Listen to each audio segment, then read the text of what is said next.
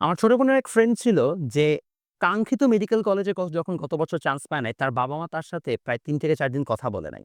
আমার অনেক স্টুডেন্ট আছে যাদের বাবা-মার সাথে যখন আমার কথা হয়, আমার কাছে মনে হয় তারা তাদের বাচ্চাদের থেকে বাচ্চা বেশি বরং একটা প্রজেক্ট বা বিজনেস প্ল্যান হিসেবে হচ্ছে যে বেশি তাদেরকে ট্রিট করে। Parents need to grow up. I guess এটা 2025 চলে আসছে এখন। এখন আপনারা যদি সেই মানধাতার আমলের হচ্ছে যে ধারণাতে পড়ে থাকেন, তাহলে খুব বড় সমস্যা এটা আপনাদের জন্য। দেখেন একটা ইন্টারমিডিয়েটের বাচ্চা বা যে অ্যাডমিশন টেস্ট হচ্ছে দিচ্ছে, ও না নিজের থেকে অনেক কিছু বুঝে। ও এটাও বুঝে যে আসলে না পড়লে ওর কিছু হবে না। ইন মোস্ট কেসেস মানুষজন ট্রাই করে এবং তারা যতটুকু সম্ভব তাদের বেস্টটুকুই দেয়। তারপরেও অনেকের হয় না। কারো হয়তোবা ব্রেইন দুর্বল, কারো এফোর্ট টাইম জায়গা মতো হয় নাই, কারো স্ট্র্যাটেজিগত ভুল ছিল। মানুষ কি কারণে পারে নাই তার হাজার ব্যাখ্যা হতে পারে।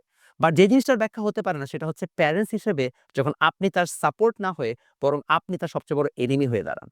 প্যারেন্টস হিসেবে আপনাদেরকেও স্টেপ আপ করা শিখতে হবে এবং এটা প্রত্যেকটা প্যারেন্টস এর জন্য জরুরি। আপনার বাচ্চার স্ট্রেংথ হন, উইকনেস না।